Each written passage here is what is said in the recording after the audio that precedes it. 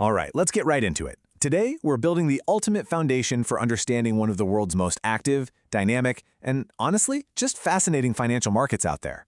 Whether you're completely new to this space or just looking to solidify your knowledge, you are in exactly the right place for this explainer.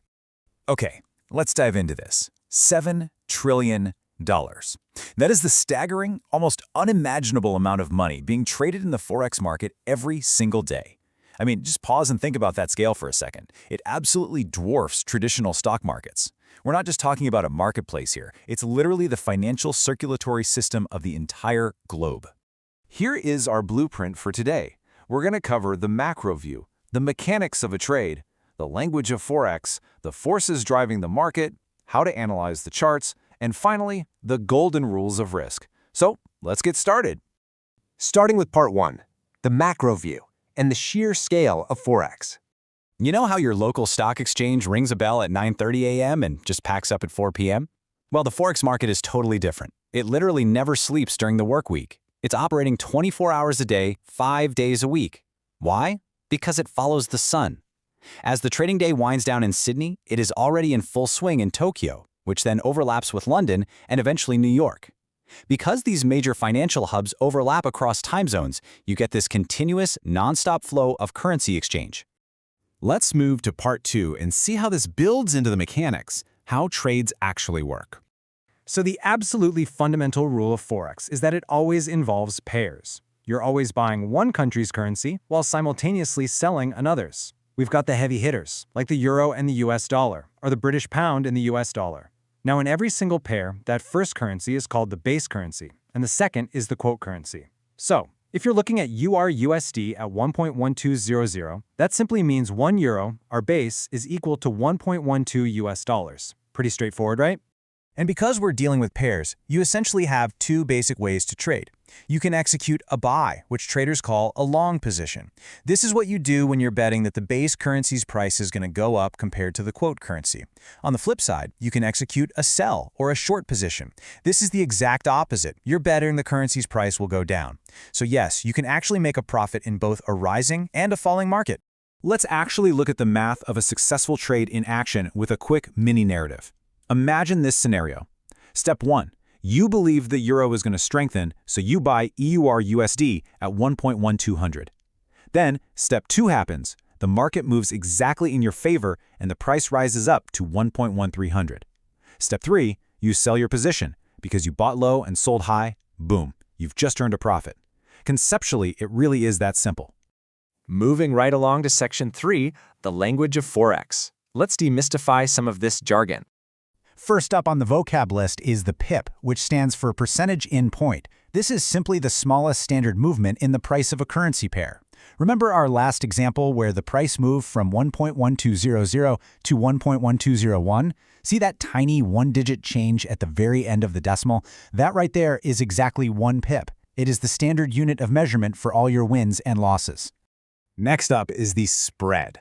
Now, when you go to make a trade, you're going to notice the price to buy a currency is slightly higher than the price to sell it at that exact same moment.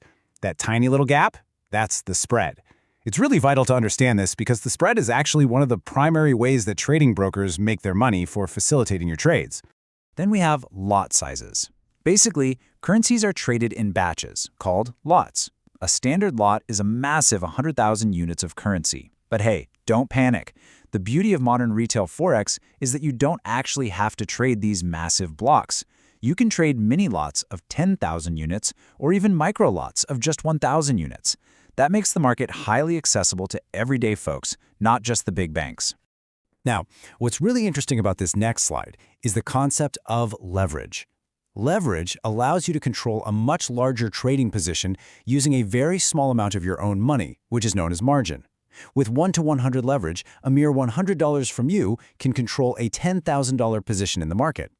But I have to ask, why does this matter to you? Well, because while leverage can wonderfully magnify your profits if you guess right, it magnifies your losses just as easily if the market turns against you. All right, section 4, forces driving the market. Let's look at the players and the movers. Let's check out who is actually playing this game. There is a real David versus Goliath dynamic going on here. At the top, you have the Goliaths, central banks dictating national policy, massive commercial banks exchanging literal billions, global companies paying international suppliers, and enormous investment funds. And right down there at the bottom of the list, retail traders. Yep, that's you and me. Individual traders sitting at their laptops are operating in the exact same arena as the world's most powerful financial institutions. So what exactly are all these players reacting to? The market movers. Currency prices are highly sensitive. A central bank raising interest rates, that can make a currency instantly more attractive. Lower inflation, a strong GDP, or a stellar employment report can send prices soaring. Conversely, things like a sudden loss of political stability, global events, or unexpected natural disasters can cause a currency's value to just crash in minutes. The entire world's newsfeed is essentially the script for the Forex market. Which brings us to Section 5, Analyzing the Charts, opening up the Trader's Toolkit. And this brilliantly illustrates the two main schools of thought in trading. On the left side, we have fundamental analysis. This is really for the news junkies. You're studying those economic reports, political events, and interest rates to figure out why a market should move. On the right, we have technical analysis. This completely ignores the news and focuses purely on historical price charts, identifying visual patterns like trend lines and moving averages to predict what the price will do next, based entirely on history. The real secret, though? The most successful traders don't just pick a side. They actively combine both strategies to form a complete picture. Finally, Section 6, the golden rules of risk, and the core truth of it all. Okay, let's slow down for a second.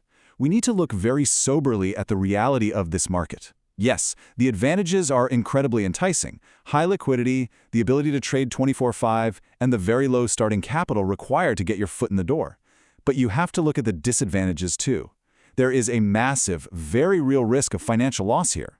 That leverage we talked about earlier, it can wipe out a beginner's account in a single afternoon. Prices change with violent speed, and making decisions based on fear or greed will invariably lead to poor, very expensive results. So, the crucial point is this. Effective risk management is quite literally the only thing that will keep you in the game. Professional traders all agree on this. Protecting your trading capital is infinitely more important than chasing a quick, lucky profit. You do this by risking only 1 to 2% of your account on any single trade. You always, and I mean always, use a stop loss to automatically cut your losses. Set your take profit, avoid overtrading, and absolutely ruthlessly remove emotion from your decisions by sticking to a well-defined plan. The source text for our explainer today sums it up perfectly with this stark truth. Success in Forex does not come from luck. It comes from knowledge, experience, patience, and consistent risk management. Education and ironclad discipline will always beat luck in this arena. Which leaves us with a final thought for you to reflect on today as you look at this incredible $7 trillion daily market. When you finally sit down to trade, will you rely on luck or will you rely on knowledge? Take the time, practice on a demo account, and respect the market. Thanks so much for joining me for this explainer. Keep learning.